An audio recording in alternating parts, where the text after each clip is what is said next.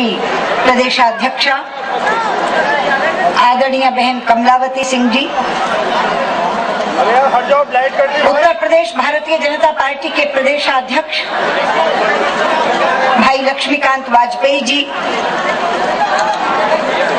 आज के कार्यक्रम की संचालिका और संसद में मेरी वरिष्ठ सहयोगिनी बहन कुसुम राय जी,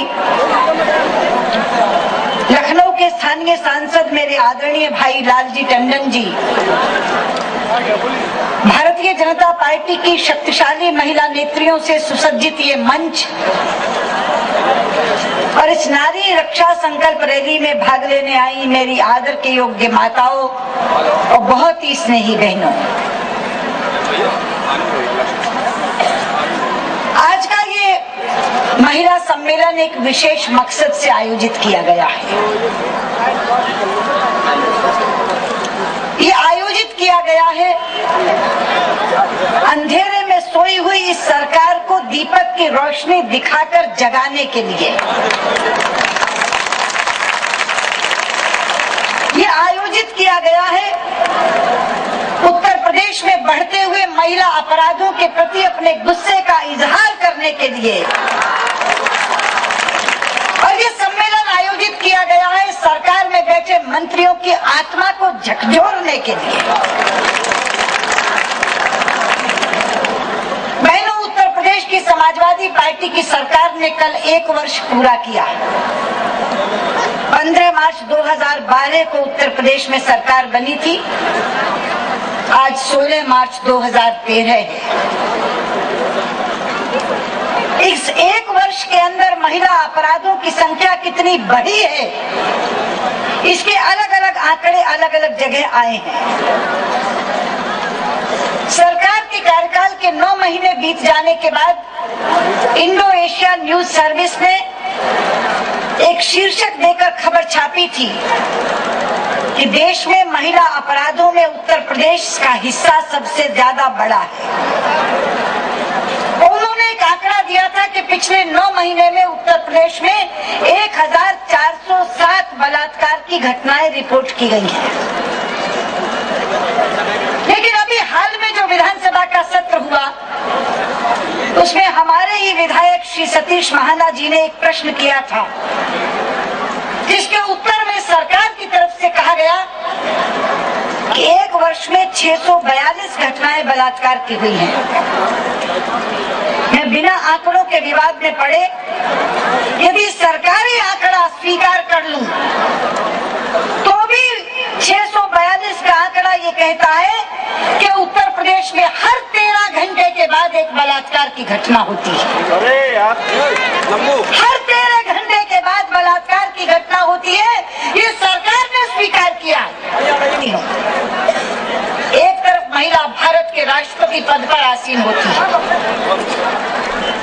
एक महिला देश की प्रधानमंत्री बरसों बरस रहती है, लोकसभा के स्पीकर के अध्यक्ष पद पर विराजती है, लोकसभा में नेता प्रतिपक्ष बनती है, 4 बड़ी बड़ी पार्टियों के अध्यक्षा महिला बनती हैं। कांग्रेस की अध्यक्षा महिला है श्रीमती सोनिया गांधी, बहुजन समाज पार्टी की अध्यक्षा महिला है मायावती जी, तृणमूल कांग्रेस की अध्यक्षा महिला है ममता बनर्जी जी, अन्ना डीएमके की अध्यक्षा है सुश्री जयललिता जी। ये सब शक्तिशाली महिलाएं हैं। एक तरफ इस देश के साधारण घरों की महिलाओं ने अपनी क्षमता और योग्यता के बल पर अपनी पहचान बनाई है। अंतरिक्ष और पर्वतारोहण जैसे क्षेत्र जो पुरुष एकाधिकार के क्षेत्र माने जाते थे, जो महिलाओं के लिए वर्जना के क्षेत्र माने जाते थे, उन वर्जनाओं को लांघते हुए, उस एकाधिकार में सेंध लगाते हुए वो कल्पना चावला और सुनीता विलियम्स बनकर के अंतरिक्ष की उड़ानें भर रही हैं।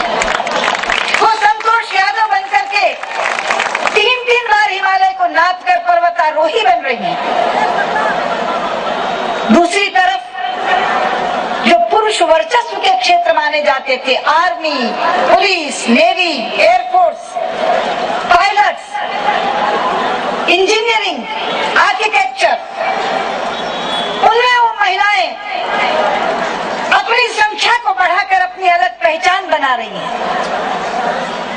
लेकिन तीसरी तरफ उनकी अपनी देह उनकी दुश्मन बन गई है। वो असुरक्षित जन्म के बाद नहीं, जन्म से पहले ही हो जाती है। गर्भ में बच्ची आती है तो मार दी जाती है। जन्म से पहले उसे असुरक्षा है कि वो अजन्मी रहेगी या इस धरती पर सूर्य का प्रकाश देख सकेगी। 2 बार नवरात्र आते हैं और पूजा को तार्किक परिणति तक पहुंचाया जाता है आखिरी दिन कन्या पूजन करके।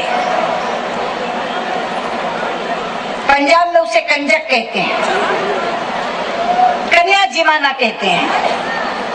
हम बगल में पड़ोस के घरों में जाकर हाथ जोड़ते हैं, अपनी बच्ची को सुबह भेज देना हमारे घर, कल हमारे यहाँ कन्या पूजन है। हाथ जोड़कर दावत देकर आते हैं उसे। घर की दहलीज पर आती है तो चरण पखारते हैं उसके। घर के अंदर सम्मान से बैठाकर तिलक लगाते हैं, हाथ पर कलावा बांधते हैं, हलवा पूरी और दक्षिणा देकर उसे भोजन कराते हैं और हाथ जोड़कर कहते हैं, या देवी सर्वभूतेषु कन्या रूपेण संस्थिताम नमस्तस्यै नमस्तस्यै नमस्तस्यै नमो नमः। और उसके अगले दिन ही अगर अपनी पुत्रवधू के गर्भ में बेटी का पता चल जाता है तो उसे कहते हैं तुरंत जाओ और डॉक्टर के यहाँ जाकर के गर्भपात करा के आओ। दूसरे की बेटी कन्या पूजन के लिए बुलाई जाती है, पूजी जाती है, लेकिन अपने घर की बेटी अनचाही लगती है और उसे गर्भ में ही मार देने का काम स्वयं माँ बाप करते हैं, दादा दादी करवाते हैं। किया गया स्कूल जाती 7 वर्ष की बच्ची को स्कूल के ही एक कर्मचारी ने बलात्कार का शिकार बनाया। न 2 वर्ष की बच्ची सुरक्षित है और न 60 वर्ष की वृद्धा। 60 वर्ष की वृद्धा के साथ भी बलात्कार की घटनाएं होती और उत्तर प्रदेश तो सारे रिकॉर्ड तोड़कर आगे बढ़ गया। कभी लखनऊ के कृष्णनगर की घटना सुनाई पड़ती है तो कभी गोसाईगंज की, कभी मुरादाबाद की घटना सामने आती है तो कभी आगरा की। अनपढ़ नहीं, आगरा में पीएचडी करने आई थी लड़की, पीएचडी नैनो टेक्नोलॉजी में पीएचडी करने आई थी, जिसको लैब के अंदर चाकू गोद गोद करके हत्या कर दी और कहा कि उससे पहले उसका बलात्कार हुआ। जिस दामिनी की हम बात करते हैं, एक गरीब घर से निकली हुई लड़की सपने संजोकर देहरादून में पढ़ने गई थी, फिजियोथेरेपी पढ़ रही थी, और जिस तरह से उसका गैंगरेप हुआ, कलेजा मुंह को आता है। अभी बता रहे थे लक्ष्मीकांत जी, अभी मैं टीवी पर देख रही थी कि दिल्ली से पढ़ने आई आगरा में जो लड़की, उसकी आज दिल्ली में मौत हो गई। मुरादाबाद की वो बच्ची जिसका वो जिक्र कर रहे थे, 11 मार्च की घटना है। 12 मार्च को वो लिखाने गए थाने में तहरीर लिखी नहीं गई। अगले दिन से धमकियां आने लगी कि या तो समझौता कर लो, तहरीर लिखाने से बाज आओ, वरना इसके बाद कुछ और सहना पड़ेगा। तो बाप ने हाथ जोड़कर बच्ची से कहा, बेटा हम असहाय हैं, तू स्कूल की पढ़ाई छोड़ दे। बच्ची सह नहीं सकी, पहले अपमान झेला, अपमानित हुई, और उसके बाद ये असहायता, अंततः उसने तेल डालकर अपने आप को ही जला लिया, अपने आप को ही समाप्त कर लिया।